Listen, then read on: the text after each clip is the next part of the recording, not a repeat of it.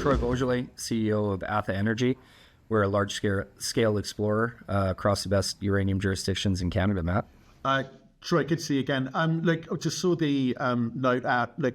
You were talking about kind of this mobilization update, but I'm sort of intrigued to sort of see what the 2026 program is really designed to prove about Angikuni. Yeah, hey, in order to describe that, I think we have to step back and think about what Angikuni is. At ATHA, we made a series of acquisitions. We acquired Latitude Uranium for Angikuni. Angikuni is a project that encompasses an entire basin. Okay, we started exploring there in 2024. Continued that exploration in 2025. In 2024, we drilled 25 holes around, not in, the Lac 50 deposit. We expanded mineralization in all directions. We went 25 for 25 in that program. In parallel to that, we built up our exploration thesis across the Angikuni Basin, and the Angikuni Basin had never been explored before. Started with that platform, 2025, made multiple discoveries across the Angikuni Basin, including in the KU area and in the Rib area.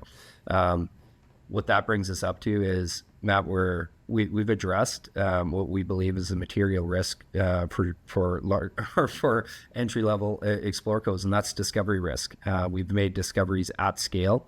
Off the back of those discoveries at scale, we welcomed significant investors into the company, one of them being QRC, which is Warren Gilman, a guy that I have a history with going back through NextGen. Thrilled to have Warren's participation. In addition to that, we raised another 28.5. That brings a total up to $63 million. And so when you combine discovery and discovery at scale with now the capital market or the balance sheet runway that we have, we're at an inflection point in our business. And so 2025 is about continuing that. It's about defining continuity within these systems, and it's really about advancing on asset growth. Okay, but this is a real kind of step up from 24, 25.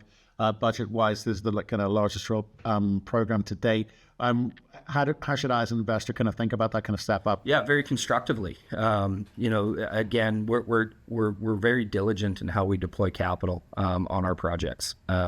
We make sure that we get the targeting, the geoscience out in front of the spend, out in front of the deployment, out in front of the work.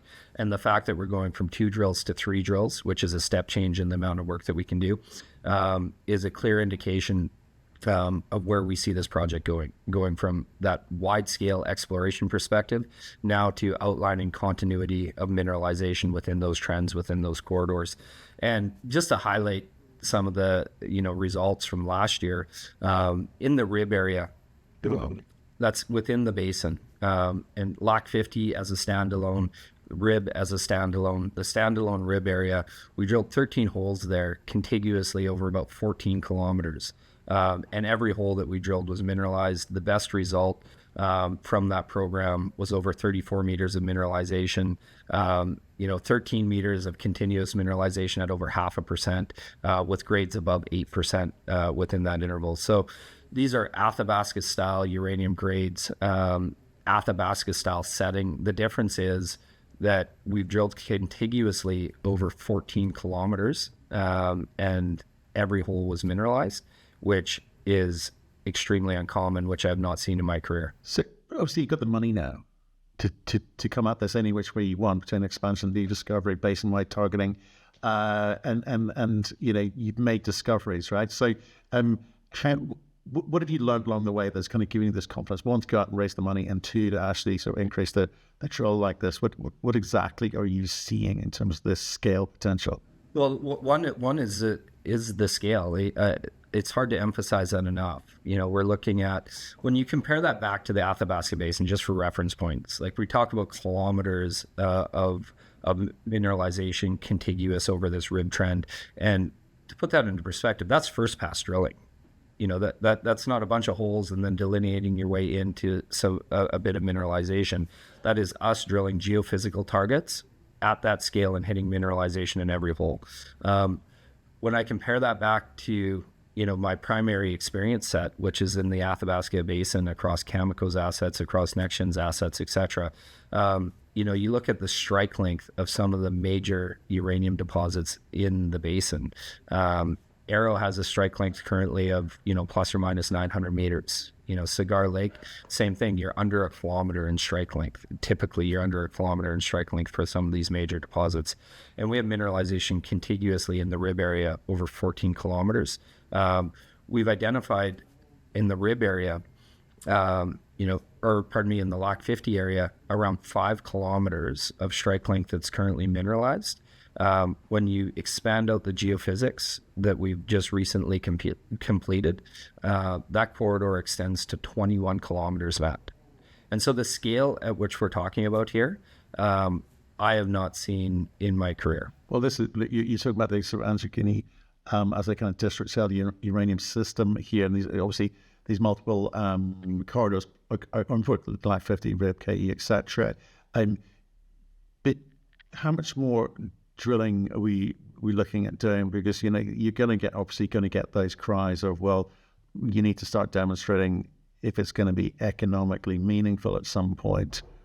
When does that one arrive? Yeah, based off the grades that we're seeing in core right now, that's a clear indication that it fits within a profile that we believe is very prospective to wrap, asset growth first, build resources first, and then wrap economics around it in due course. But it certainly meets that investment criteria from ATHA to drive this forward. And, Matt, within that, again, taking a systematic approach, last 2 years, we're about addressing discovery risk at scale.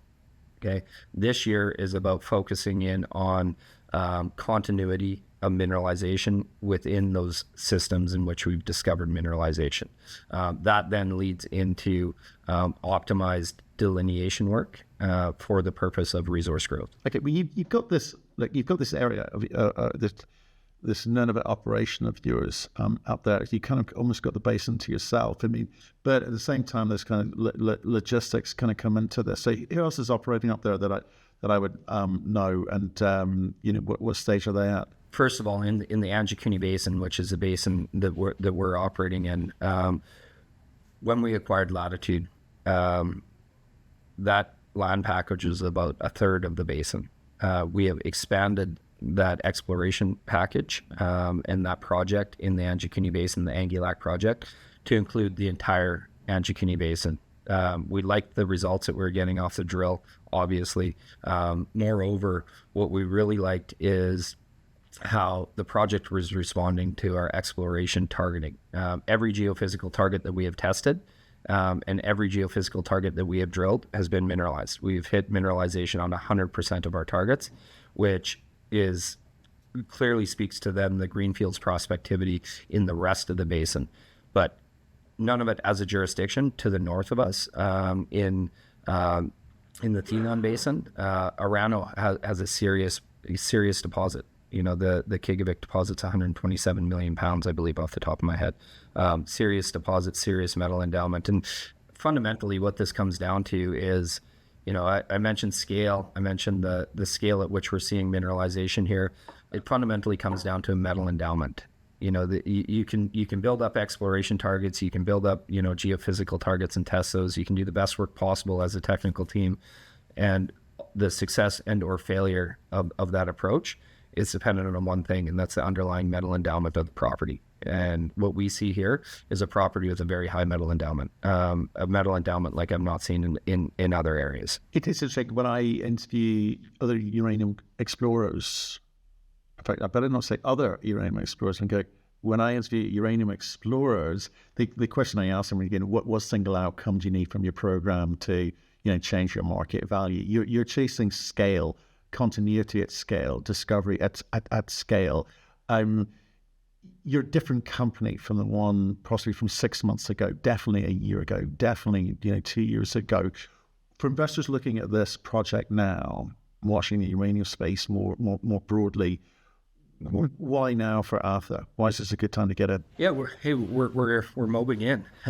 We're days away from commencing our drill program this year. When when I look at the objectives of this drill program, drilling on multiple mineralized corridors, drilling on the Rib corridor, drilling on the Lac 50 corridor. Obviously, companies like ourselves, exploration companies, drill results are a catalyst. Drill results are a catalyst and are responsive in the market. And so, why now? We look at this as one, we're going into the drill program that we've set up over the last 24 months and de-risked at scale through wide space exploration drilling. And we're at an inflection point in our business. We've got a multi-year runway on the balance sheet to be able to execute work. And that's the setup that we wanted. We're at an inflection point in our business and, are well-funded to be able to grow through critical milestones. So we really like the trajectory we're on, particularly, Matt, in the context of this uranium market. And this uranium market that we're heading into is the most constructive market I've seen in 20 years in the space. An exploration company like no other. Well done. See you soon. Thanks, Matt. Appreciate it.